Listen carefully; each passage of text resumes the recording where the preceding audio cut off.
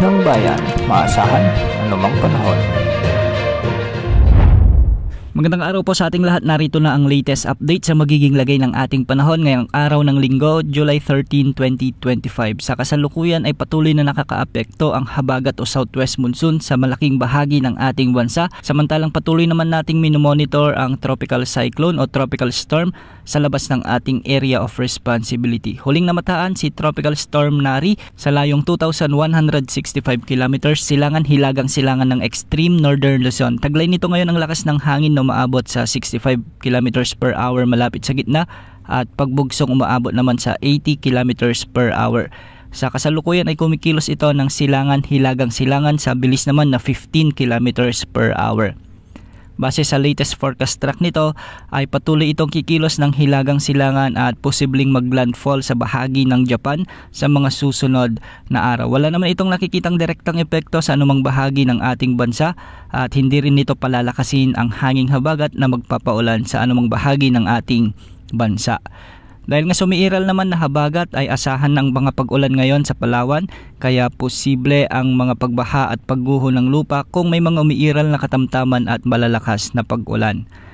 Habagat din o southwest monsoon ang nagdadala ng maulap na kalangitan na may mga kalat-kalat na pag-ulan at pagkidlat-pagkulog sa Western Visayas, sa buong Negros Island region, sa may Zamboanga Peninsula, sa may Bay ARMM, kasama na ang Zambales, Bataan, Cavite, sa may Batangas at ang nalalabing bahagi ng Mimaropa.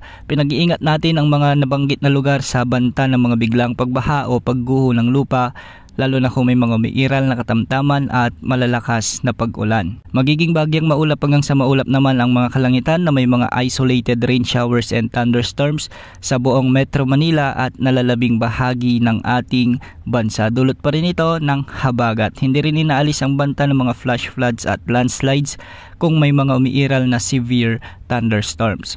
Wala ring nakataas na gale warning sa anumang baybayang sakop ng ating bansa at ang mga pag-alon sa extreme northern Luzon ay posibleng umabot hanggang 1.8 meters. Para naman sa nalalabing baybayin ng ating bansa ay posible ang mga pag-alon hanggang 1.5 meters. Samantala isang cloud cluster ang namataan sa silangan ng Mindanao at ayon sa Pag-asa ay posible itong monitor dahil posible itong lumakas bilang bagyo sa mga susunod na araw.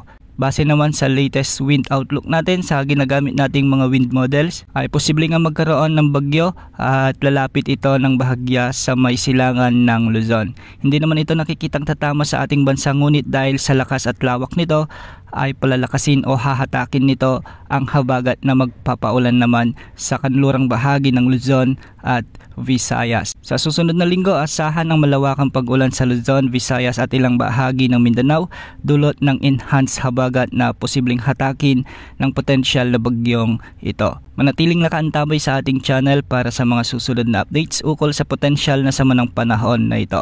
Yan ang update sa lagay ng panahon. Ito po ang weather update ng bayan, maasahan anumang panahon.